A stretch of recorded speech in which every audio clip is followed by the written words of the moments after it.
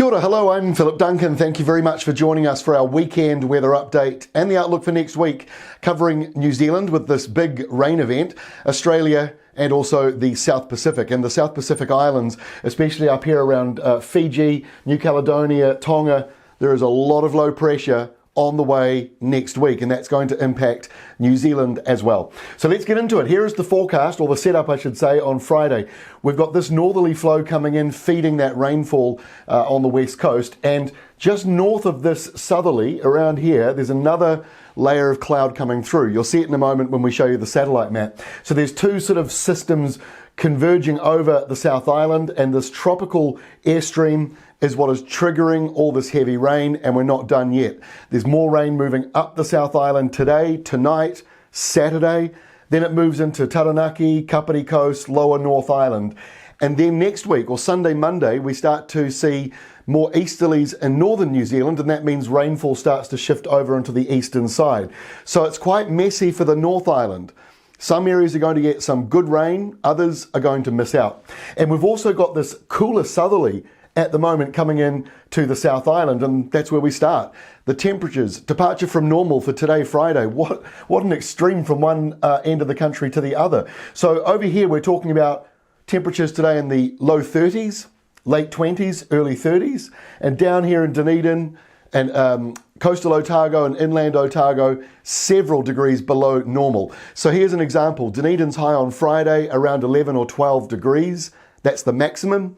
In Auckland, the overnight low tonight around 21 or 22. So that is a huge difference from one end of New Zealand to the other with that cooler southerly coming through. Here's the satellite map. Now you can see that Australian cloud mass coming out. So you've got the northerly airflow coming out past Fiji and straight down into the South Island. You've got this cloud merging with it. Perfect recipe for very heavy rain, and it's being blocked by high pressure just to the east of the North Island. That's why the North Island, for now, is mostly dry. So we've got more rain on the way. This is the 24-hour rainfall map for the South Island. Some very big totals in here. In fact, it goes off the chart once more. That says 175 to 300 millimeters. So, or end of the chart, not quite off it. So there's still a lot more rain to come, and there could be more flooding, more slips in this part of the South Island. So that's the next 24 hours. Then we start with Saturday and we go through to Monday. This is the 2-day rainfall map, and this is showing the central part of New Zealand. Plenty of heavy rain coming through in these areas. Everywhere you see this pale blue colouring, you're talking about 125 millimetres minimum.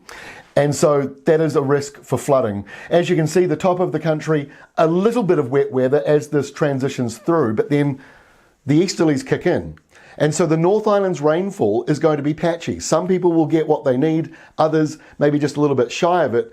But next week, it's a big change in our weather pattern. We've got this huge area of low pressure. So let me show you how that's going to form. Here is Saturday's rainfall map. You can see low pressure up here, quite a large area of it. Not very active though.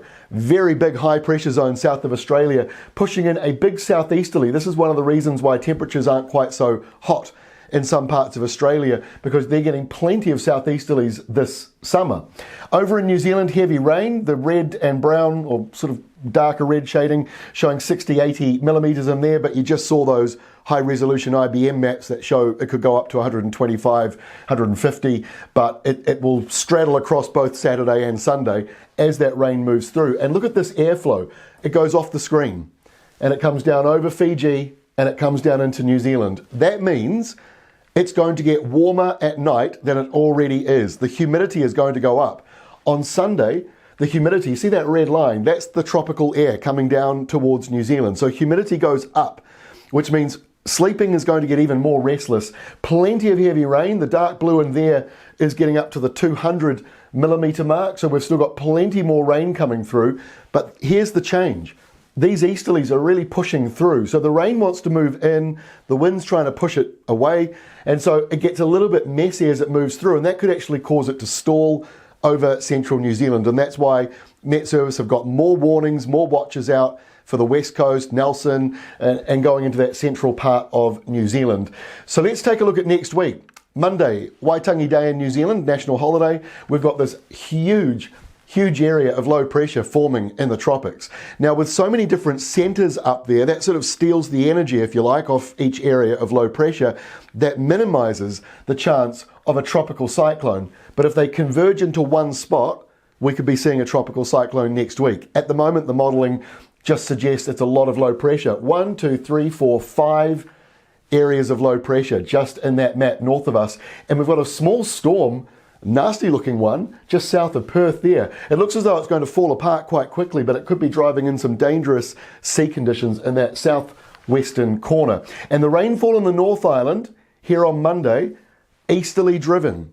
So places like Waikato may not get as much rain as you would like from this setup because you've got a lot of hills and ranges in the way. So keep up to date with your rural weather, Weather Watch rainfall totals.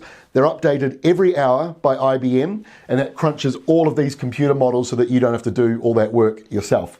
So let's go through next week.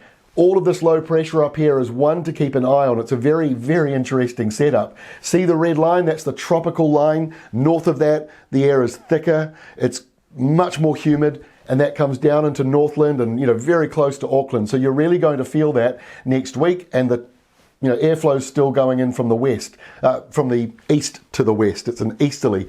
Now, the blue on this map is at the very end of the scale, the bottom part of it. So we're not seeing big rainfall totals across a big chunk of the North Island, but maybe around East Cape, Coromandel, those areas that face to the east are more likely to be getting the rain as we go through next week.